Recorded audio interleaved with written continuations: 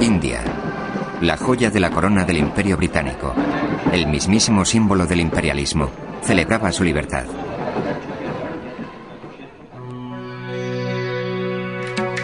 Mahatma Gandhi era el padre de la independencia.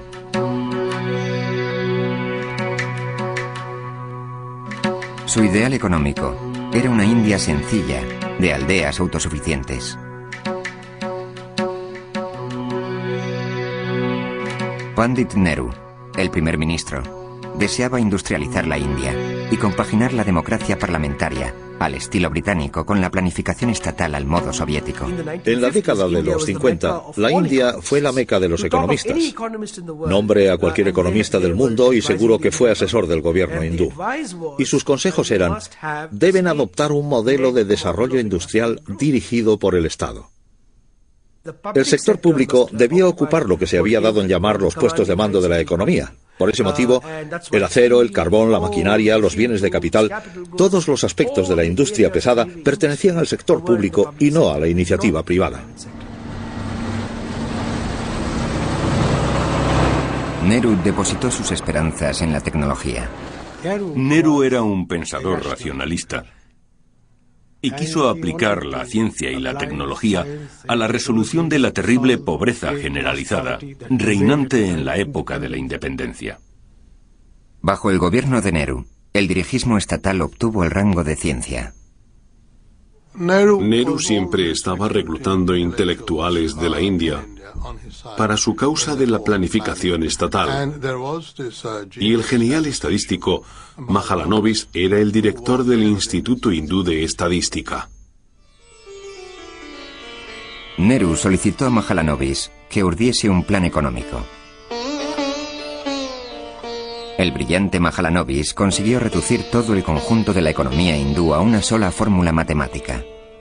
Let YT equal national income, CT equal consumption, and KT equal investment at time, into open bracket, 1 plus lambda k beta k close bracket minus 1 are fractions of investment allocated to industries producing capital goods, that is K sector, and consumer goods, that is C sector respectively. We shall write beta k. La gente creyó que esta expresión matemática sería aplicable en un mundo no tan perfecto. En aquel tiempo, el modelo de Mahalanobis fue considerado uno de los modelos matemáticos pioneros para la planificación de una economía mixta, y esto hizo crecer la influencia de Mahalanobis. La India se convirtió en el paradigma del desarrollo económico para las naciones recién independizadas. En todos los países en vías de desarrollo, los conceptos de socialismo, planificación, control, regulación y propiedad estatal se convirtieron en el evangelio. Por toda África, los pueblos confiaban en que el socialismo los sacase de la pobreza. En toda Sudamérica, los gobiernos adoptaron el dirigismo estatal como medio de modernización. El aparente éxito de los países comunistas como la URSS y China parecía indicar el camino a seguir.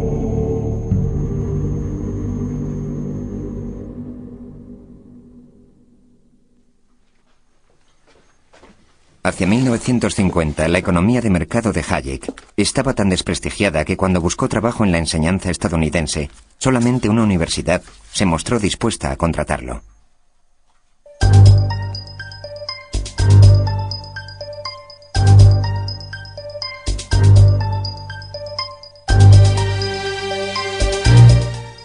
Chicago siempre ha sido un lugar excepcional, apartado de las corrientes dominantes. Chicago es una ciudad aislada geográficamente. Esto afecta al influjo intelectual de Chicago en muchas áreas, aparte de la economía.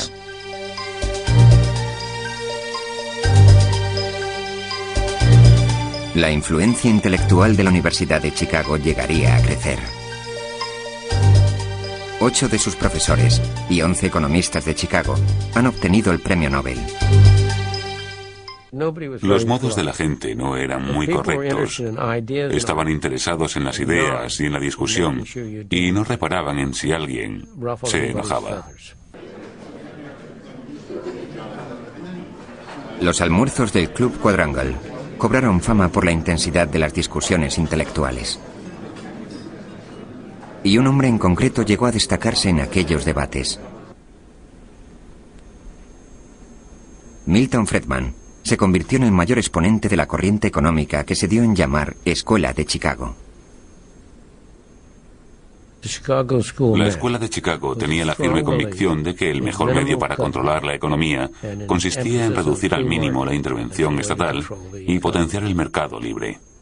En mi juventud, en muchos sentidos, Milton Friedman era la encarnación del diablo en nuestro ambiente keynesiano, puesto que, con todo su énfasis en el individualismo, la libertad y los mercados, parecía no preocuparle la justicia.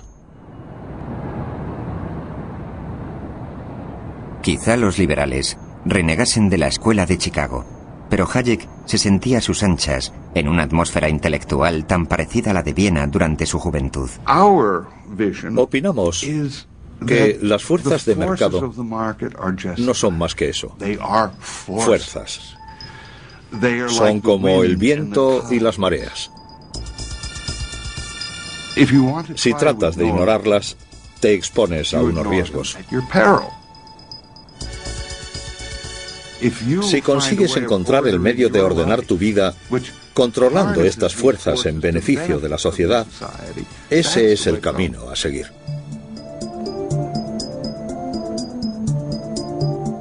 Pero Keynes aún reinaba en Washington. 19 años después de su muerte, su rostro aparecía en la portada de la revista Time. La influencia de Keynes en la economía de mediados de siglo es tremenda.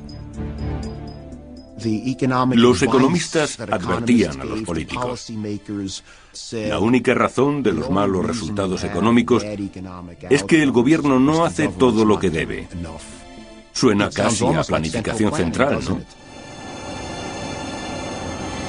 Los seguidores de Keynes en Washington no consideraban a la economía una fuerza de la naturaleza, sino una sofisticada máquina que precisaba el ajuste de tecnócratas como ellos mismos. Este consenso keynesianista alcanzó su apoteosis cuando Yale concedió un título honoris causa al presidente que acumuló un mayor número de licenciaturas de las más prestigiosas universidades norteamericanas, John Fitzgerald Kennedy. It might be said now that I have the best of both worlds, a Harvard education and a Yale degree.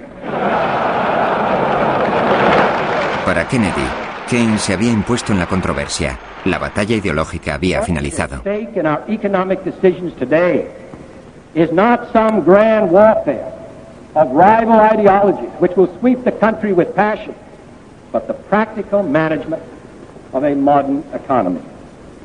What we need is not labels and cliches, but more basic discussion of the sophisticated and technical questions involved in keeping a great economic machinery moving ahead. El Consejo de Asesores Económicos de Kennedy había redactado su discurso en términos keynesianos. Pensamos que fue una gran idea que Kennedy decidiese pronunciar aquella alocución en Yale y que hablase de política económica. Aquel discurso nos daba a entender que nos habíamos metido a Kennedy en el bolsillo, que nos habíamos ganado el corazón y la mente del presidente.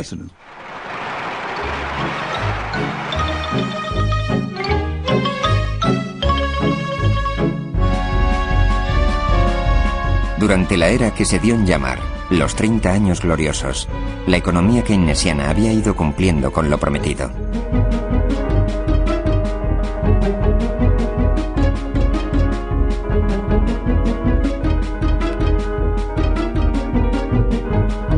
Europa, Japón y Estados Unidos asimismo experimentaron un gran crecimiento de sus economías y sus niveles de vida.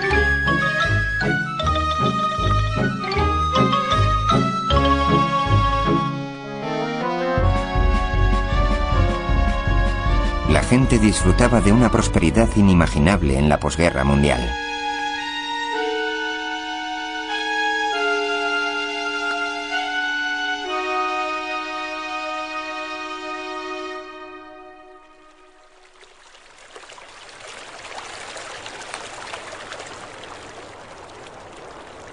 Cuando Hayek regresó a su Austria natal, lo hizo deprimido.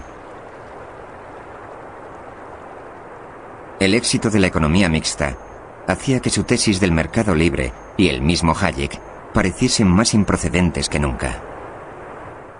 El mundo era más bien socialista. Sus ideas no estaban en boga. Nadie le concedía importancia alguna. Nadie estaba de acuerdo con él. Estaba solo. Hayek vio sus ideas rechazadas por el mundo académico. La mayoría de los departamentos llegó a abominar de mí, en tal medida que aún hoy lo percibo. Buena parte de los economistas me consideraba un advenedizo. Vivía en una ciudad de provincias, estancado en la rutina. Pero el mundo exterior empezaba a transformarse. Hojeando el periódico en su restaurante habitual, Hayek leyó que la inflación y el desempleo subían a un tiempo. Existía un nuevo término para describir el fenómeno: estanflación.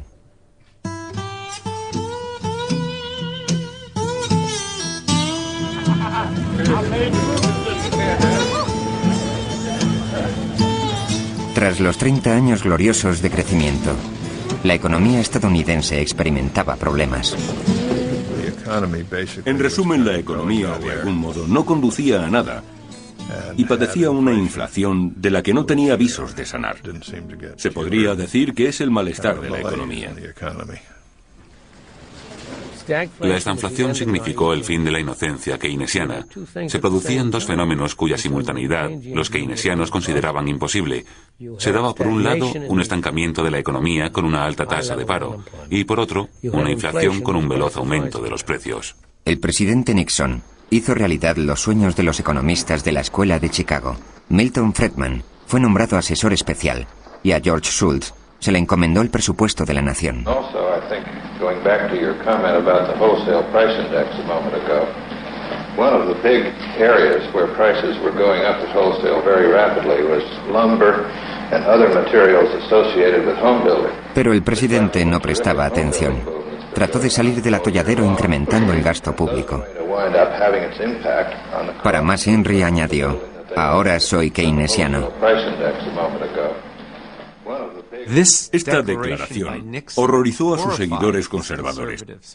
Se sabe que un congresista le escribió diciéndole: «Señor presidente, tendré que quemar todos mis antiguos discursos». Nixon le respondió: «Yo también». Nixon consideraba que aún no había hecho cuanto estaba en su mano, de modo que se llevó a sus asesores económicos más destacados a Camp David para pasar un fin de semana de trabajo. El presentador de concursos Ben Stein se dedicaba por entonces a redactar discursos para la Casa Blanca y su padre asistió a aquella reunión. Aquí aparece mi padre entrando en la cabaña del presidente para reunirse con el señor Nixon. Y ahí está George Shultz, justo detrás de él. No puedo asegurarlo, pero me jugaría algo a que en estas reuniones siempre se están quejando de que algo va mal. Posiblemente hablan sobre los precios y la estanflación, no estoy seguro. Dick Cheney era un joven asesor por aquel entonces. Siempre recordaré el debate que sostuvimos durante la administración de Nixon. La opinión pública estaba convencida de que los precios de los alimentos iban a subir, así que la controversia política consistía en si se podían o no congelar esos precios. El republicano Nixon, supuestamente conservador, optó por controlar los salarios y los precios. Nixon hizo muy bien en intervenir. Retrospectivamente ahora sabemos que lo mejor hubiera sido no hacer nada, pero él era partidario de hacer algo. Yo estaba presente y me opuse al control de los salarios y los precios, puesto que con una visión analítica estaba claro que aquello nos causaría problemas.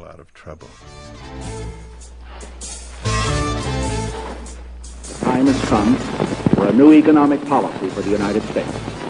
Its targets are unemployment, inflation. En un momento dado, el presidente Nixon alzó la voz y citó a Nikita Khrushchev. Declaró: «Khrushchev me dijo una vez que en ocasiones para ser estadista hay que ser político durante un tiempo». Su problema era que estaba dispuesto a sacrificar sus principios alegremente para obtener ventajas políticas.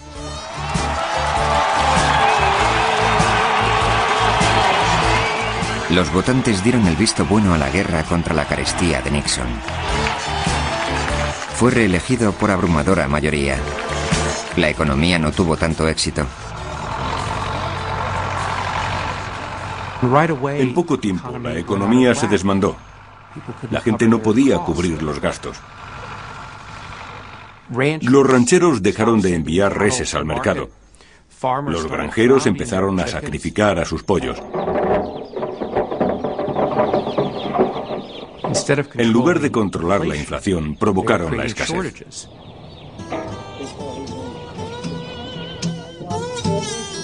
Y la carestía sencillamente continuó aumentando.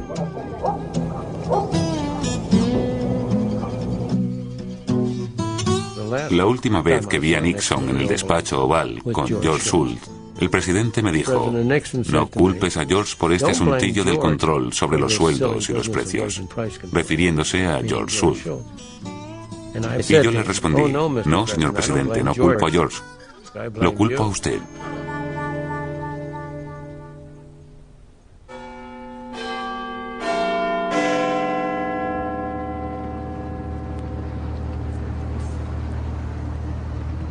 La economía mixta del Reino Unido, tan imitada en todo el mundo, se enfrentaba a un problema similar. También lidiaba con la mortal combinación de desempleo e inflación. Teóricamente, el primer ministro conservador Ted Heath y su gabinete tenían fe en los mercados. En la práctica, al igual que Nixon, dieron un giro de 180 grados y utilizaron el control de los sueldos y los precios para atajar la estanflación. Yo era subsecretario durante el gobierno de Ted Heath y recuerdo haber asistido a reuniones con 3 o 4 ministros en las que establecíamos los precios para la semana siguiente, el coste de los servicios de los fontaneros por reparar los grifos, las tarifas de los taxistas, el precio de las peluquerías. Era algo realmente increíble. Todo esto acabó bastante mal, en colapso absoluto. Una huelga de mineros y la crisis del petróleo sumieron al país en la oscuridad. Los electores responsabilizaron a Heath y expulsaron a los conservadores del gobierno.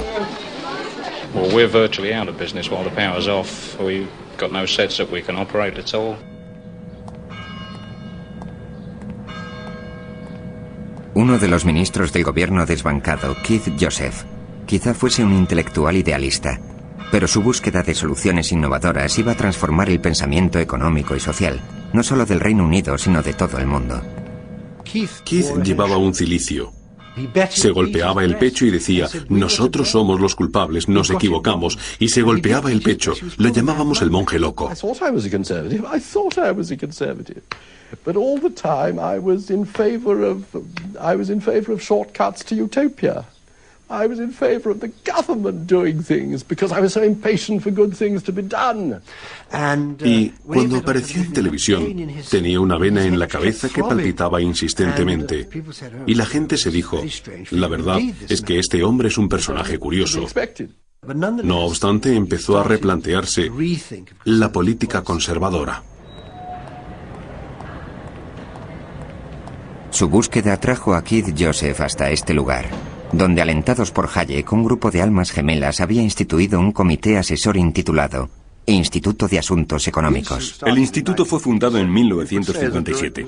Se podría considerar como el resultado directo de la conferencia de Mont Pelerin, la obra Camino de Servidumbre y las tesis de Hayek sobre la libertad y la competencia.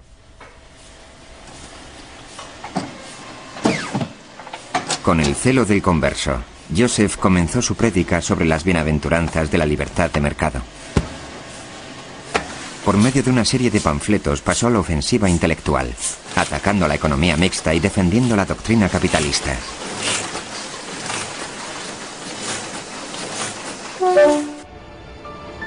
Mark Garnett es el biógrafo de Keith Joseph. Mediado el año 1974, Joseph emprende una cruzada con el fin de convertir al país a su causa.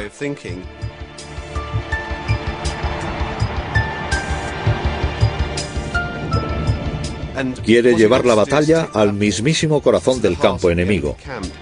Y él pensaba que las universidades estaban infestadas por el pensamiento socialista.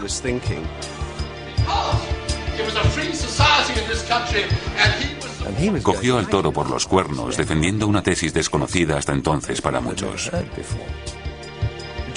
Joseph consideraba su deber luchar en pro de la economía de libre mercado. La doctrina de Joseph para reactivar la economía británica consistía en la asunción de mayores riesgos, lo que se traducía en más bancarrotas, más millonarios y menos igualdad. Su auditorio se quedaba atónito. Jamás habían visto a nadie desafiando el consenso. Mild inflation seemed the painless way of maintaining full employment, encouraging growth and expanding the social services. So the result is that we're now more socialist in many ways than any other developed country outside the communist bloc. Solía salir a escondidas por la puerta trasera. Le dolía auténticamente que los estudiantes reaccionasen a sus agudos argumentos lanzándole bolsas de harina. Se sentía casi honrado por salir de aquellas conferencias con yemas de huevo chorreando por su traje. El adepto más importante de Keith Joseph era una prometedora política conservadora llamada Margaret Thatcher. En el Parlamento y en los círculos políticos, los más íntimos amigos de Thatcher coinciden en que la influencia de Joseph fue crucial. Ella confió en el intenso respaldo intelectual que él le brindaba. La intuición no tiene nada de malo. La intuición es la razón con prisas. Y Keith apoyó y reforzó su intuición justamente cuando ella más necesitaba ese apoyo. Margaret Thatcher tenía un instinto innato para la economía de mercado. Estudiando en Oxford, leyó la obra de Hayek, Camino de servidumbre. Causó en ella una honda impresión. Años más tarde, cuando llegó a ser la primera mujer líder del Partido Conservador, en una ocasión arrojó el libro de Hayek sobre la mesa y anunció: "En esto es en lo que creemos". Llamaron al gabinete de Thatcher y preguntaron si podía pasarse por aquí a verlo. Así que vino y guardó un silencio inusual en Margaret Thatcher mientras estuvo aquí sentada, intensamente atenta a las palabras del maestro. En 1974, Hayek veía cómo el mundo empezaba a marchar de acuerdo con su ideario. En cuanto a las corrientes de opinión se refiere, ahora, por primera vez en mi vida, sigue en la dirección correcta.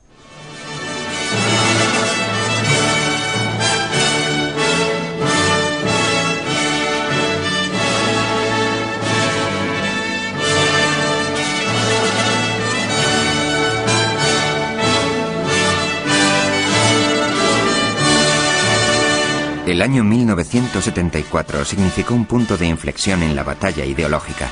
La concesión del premio Nobel a Hayek constituyó una sorpresa.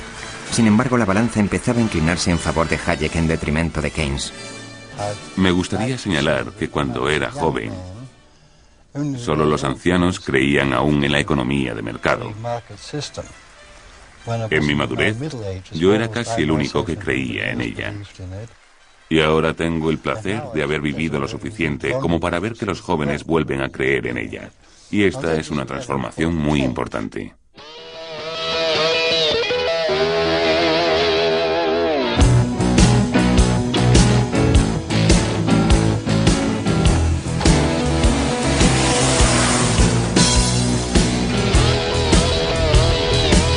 La economía estadounidense pasaba por su peor bache desde la Gran Depresión. La industria disminuía su crecimiento. El desempleo aumentaba. A la ofensiva de Yom Kippur se siguió un embargo del petróleo árabe. Los norteamericanos hacían cola en las gasolineras y la carestía seguía creciendo.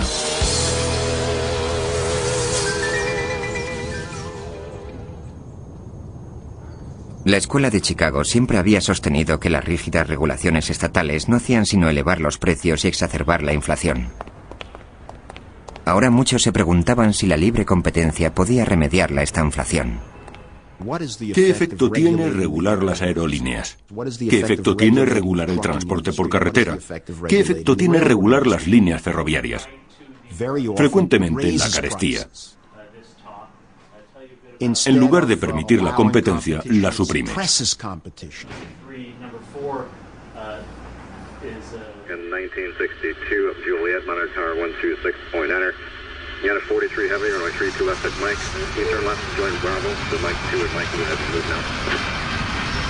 La plétora de normativas promulgadas para las compañías aéreas durante la Gran Depresión aún estaban en vigor. Esto constituía un clásico ejemplo de capitalismo dirigido. Sin embargo, la liberalización estaba en el aire.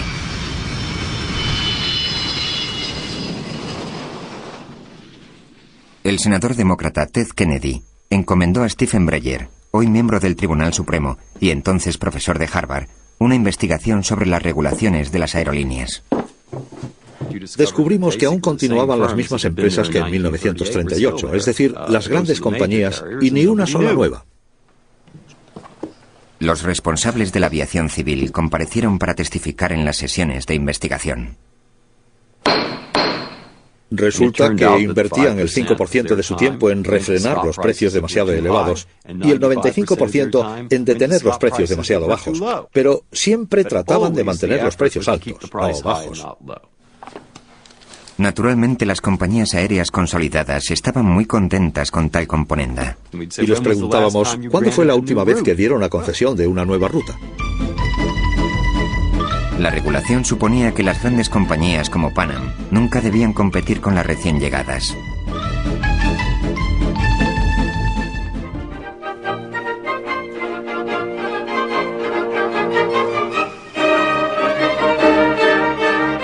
El hombre que liberalizaría las líneas aéreas es un admirador incondicional de Gilbert y Sullivan. Por inverosímil que parezca, el poeta con barba es Fred Kahn, un profesor de la Universidad de Cornell.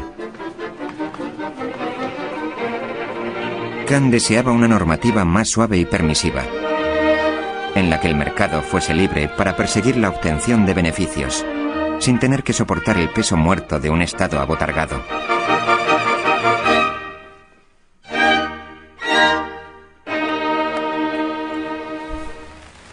El presidente demócrata Jimmy Carter puso a Kahn al frente de la Junta de Aviación Civil. Kahn había pasado varios años estudiando el dirigismo estatal. Ahora tenía la oportunidad de hacer algo al respecto. Cuando llegué a la Junta de Aviación Civil, mi cometido más importante era hacer cumplir la ley.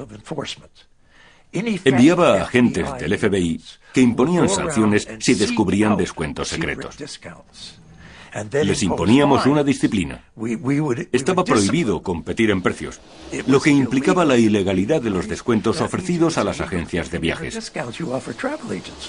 En el mercado internacional, al no poder competir con las tarifas de otras compañías, ofrecían comidas cada vez más suntuosas.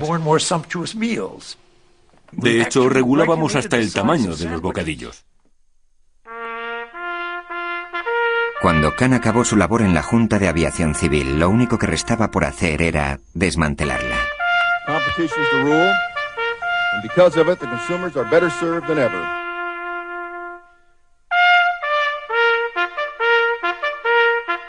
La liberalización de las compañías aéreas originó penosas turbulencias a medida que aparecían y desaparecían nuevas aerolíneas. Como antes su padre, Judith Hamill, trabaja en el campo de la aviación civil. Mi padre era mecánico de aviones de la compañía Braniff. A los 59 años se encontró con que prescindían de sus servicios. Cuando Braniff lo readmitió, puesto que tenía el deber de volver a contratarlo, lo hizo rebajándole el sueldo a la mitad. Cuando vives bajo una normativa y esa normativa cambia, es una pena. Sin embargo, 20 años después, las aerolíneas daban empleo al doble de personal y transportaban casi el triple de pasajeros. La industria había subestimado la demanda de billetes más baratos. Y sucedió que a medida que los precios bajaban, la demanda subía de forma espectacular.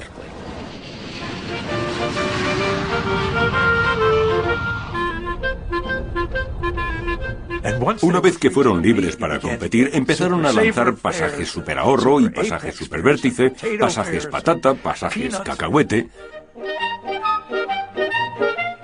Una explosión de descuentos y competencia. Fue algo tremendo.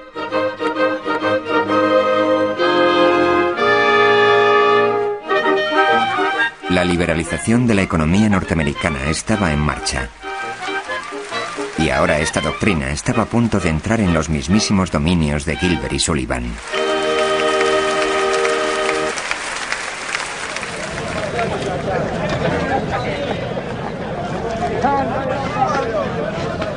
Well, 5% no good to nobody, is it? Do you think you can win this strike? Yes, I do. Fue llamado el invierno del descontento. Todo el mundo parecía estar en huelga.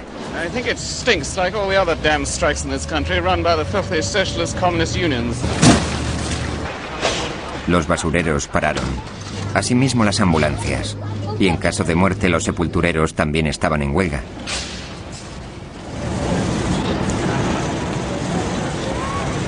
Con la economía en un estado de irreversible caída, los electores votaron a un nuevo gobierno conservador dirigido por Margaret Thatcher.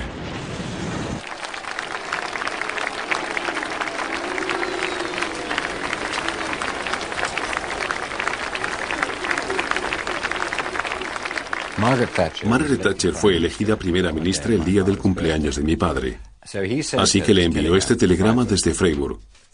Gracias por el mejor regalo que nadie podía hacerme en mi 80º cumpleaños. Pocos días después, ella le escribió desde el número 10 de Downing Street. Querido profesor Hayek, me siento muy orgullosa de haber aprendido tanto de usted durante los últimos años. Estoy segura de que tendremos éxito. Si es así, su contribución a nuestra victoria suprema habrá sido inmensa. Sinceramente suya, Margaret Thatcher. And I'll strive unceasingly to try to fulfill the trust and confidence that the British people have placed in me and the things in which I believe. Resuelta, y hay quien afirma que estridentemente se lanzó a revolucionar la economía. The spirit of enterprise had been sat upon for years by socialism, by too high tax, by too high regulation, by too high public expenditure. The philosophy was nationalization, centralization, control, regulation. Now, this had to end.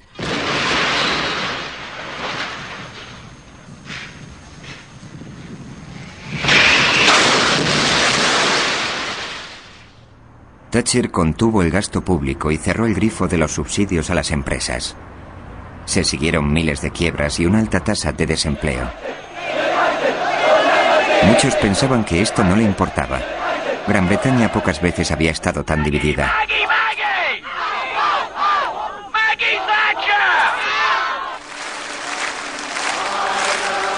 Thatcher no prestaba oídos a los economistas keynesianos que la instaban a contribuir con dinero público para paliar la situación.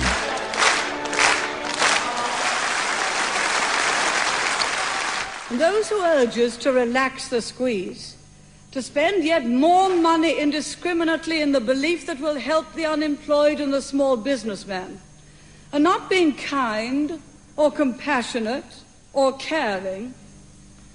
I have only one thing to say. You turn if you want to. The lady's not for turning. En el Reino Unido la estrategia estaba trazada. En los Estados Unidos la batalla ya había comenzado.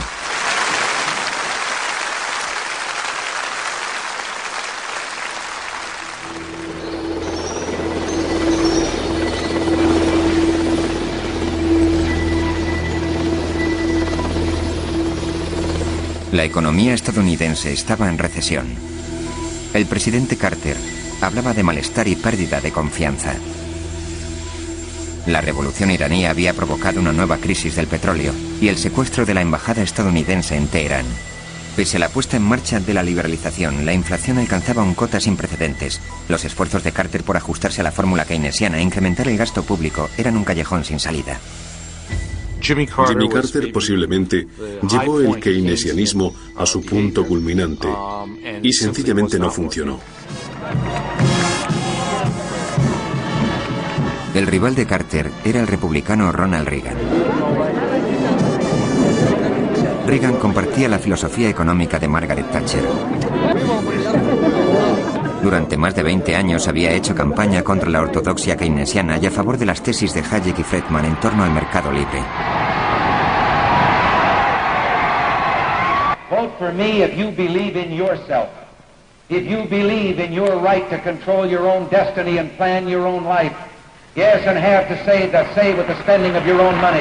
The president is going to have more government on the backs of the people and of business and of industry and the working people in order to try to solve the problems that were created by too much government on our backs. We can get government off our backs, out of our pockets.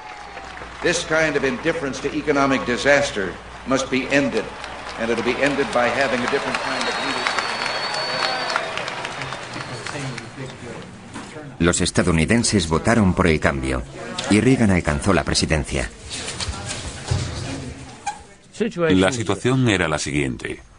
El único medio para contener la inflación era la contracción monetaria.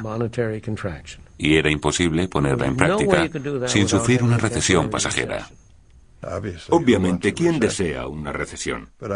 Pero recuerdo a Ronald Reagan pronunciando aquellas famosas palabras.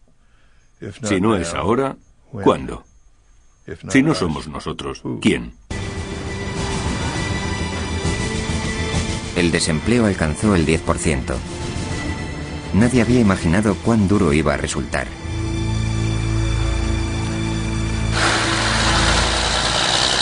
Por toda la nación, la gente corriente lo pasaba mal. Los tipos de interés solo se comen los beneficios. Resulta muy difícil mantener el negocio. En los años 80 los tipos de interés estaban hasta el 20% o más. Subieron mucho. Recuerdo que el flujo de caja llegó a estar muy restringido a medida que todo se ponía más tenso y más difícil. Los acreedores nos obligaban a vender. Ya saben, trae el dinero o tendremos que liquidarte. Era un pozo del que resultaba muy difícil salir. Si en agosto de 1979 me hubiesen dicho que los tipos de interés, el tipo de interés preferencial, llegaría al 21,5%, posiblemente me habría escondido bajo tierra a llorar. Pero sobrevivimos a ello.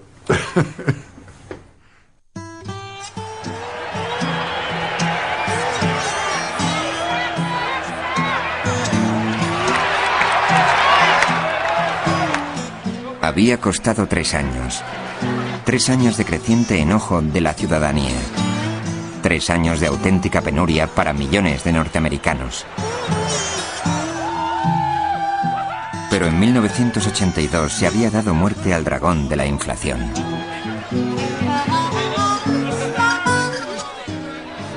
Lo que cambió drásticamente en los años 80 y ha pervivido hasta hoy es la presunción de que la inflación es perjudicial.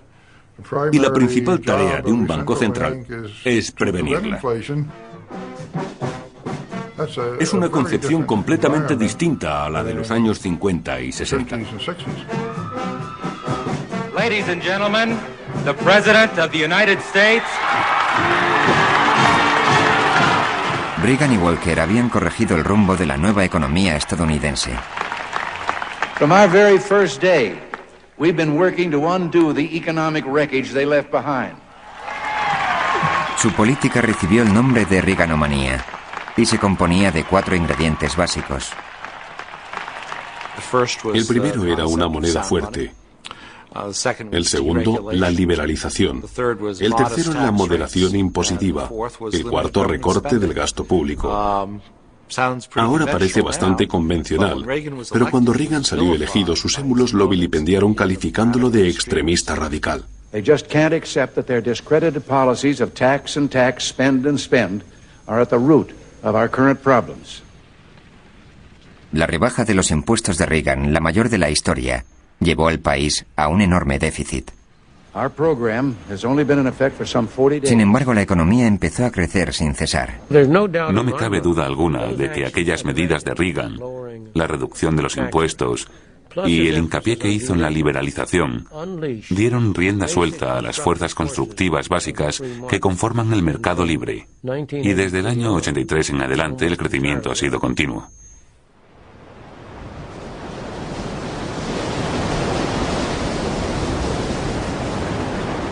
Por el Atlántico Sur, navegaba una fuerza expedicionaria británica.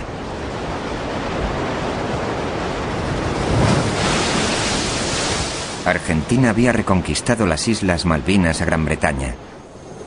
Margaret Thatcher se arriesgó a provocar una guerra tratando de recuperar el archipiélago.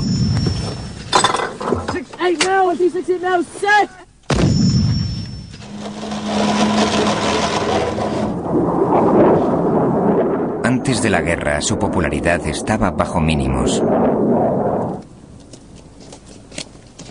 La victoria en la Guerra de las Malvinas aseguró la supervivencia del gobierno de Margaret Thatcher.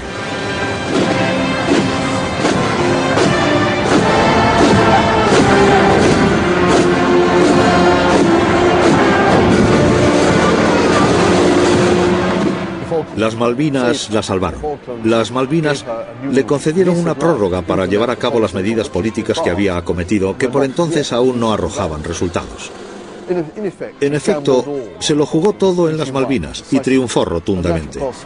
Eso no solo la reafirmó dentro del Partido Conservador, sino también en todo el país, y en gran medida aumentó su reputación internacionalmente. La Guerra de las Malvinas le dio el impulso político para librar la batalla final por el alma de la economía británica. El impacto se haría sentir por todo el mundo.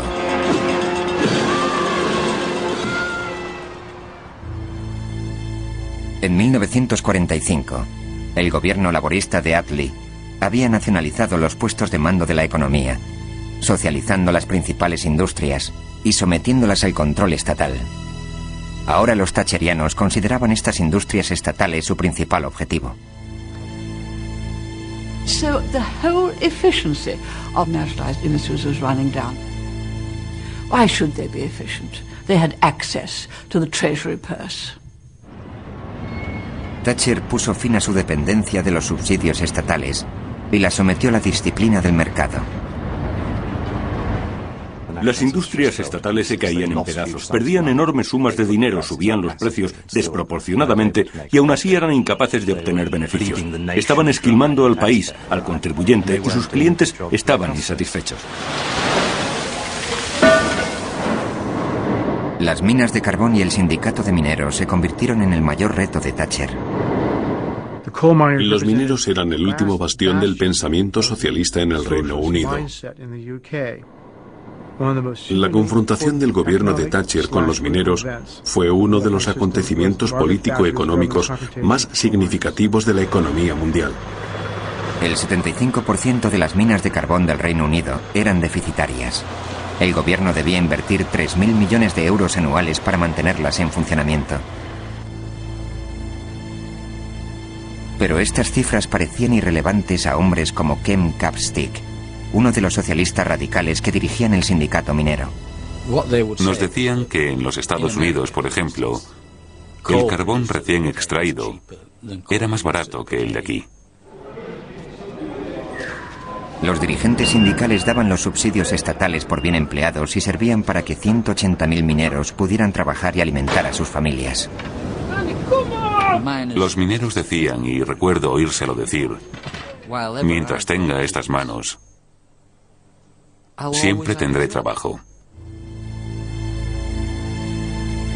Fue una batalla histórica. Ambos bandos sabían que los mineros habían derrocado al gobierno conservador de Ted Heath 10 años antes. El fogoso marxista que lideraba el Sindicato Nacional de Mineros decía: no debería cerrarse ninguna mina hasta que se agote el carbón.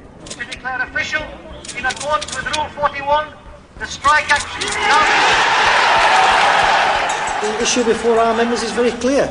They either accept the policies of the Coal Board and the government, which will result in the loss of 70,000 jobs, or alternatively they stand on their feet like men, they fight, defend their jobs, defend their pits and defend their dignity. Los numerosos piquetes ilegales apostados a bocaminas sostuvieron violentos enfrentamientos con la policía.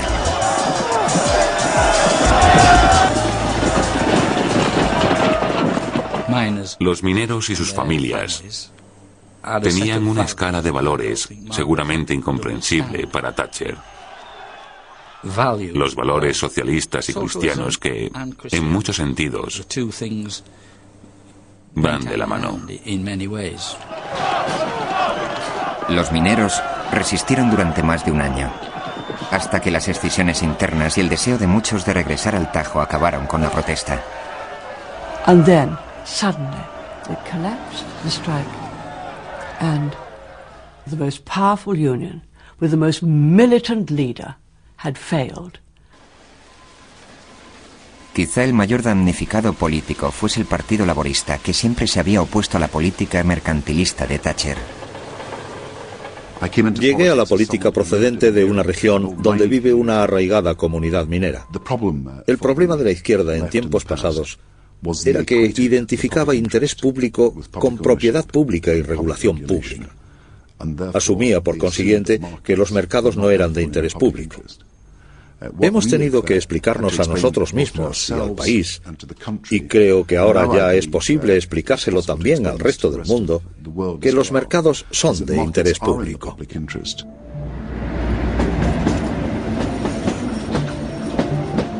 Uno de los inventos más importantes del gobierno de Margaret Thatcher fue el mecanismo conocido como privatización.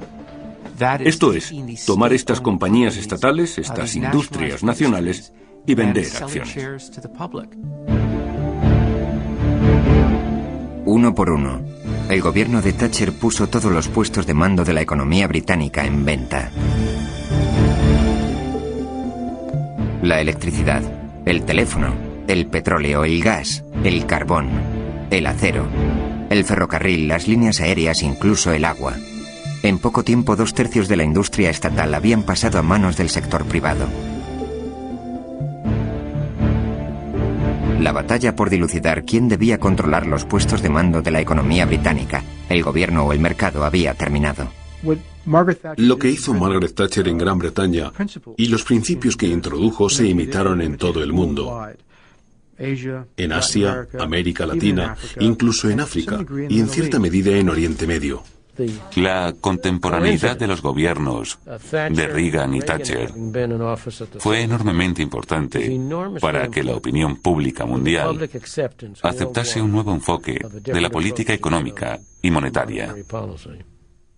Si se contempla la totalidad del siglo XX en perspectiva, se observa un gran ciclo. A principios de siglo, lo ortodoxo era menos Estado. En los años centrales de la centuria, obviamente, la ortodoxia era más Estado. Y ahora, en las últimas décadas del siglo XX y en la entrada del nuevo milenio, hemos regresado prácticamente a donde estábamos a principios de siglo. Y hay que reconocer la labor de gente como Hayek y Friedman, y últimamente Reagan y Thatcher, en esta evolución. I remember the foreign minister and finance minister from another country saying to me, "You're the first prime minister who's ever tried to roll back the frontiers of socialism. We want to know what's going to happen, because if you succeed, others will follow." En el plazo de una década, los gobiernos de todo el mundo se retirarían de los puestos de mando de sus respectivas economías. En la batalla ideológica, el péndulo había oscilado del Estado al mercado, de Keynes a Hayek. Solo el tiempo dirá lo que los pueblos exigirán de sus gobiernos en caso de una nueva recesión, depresión o guerra.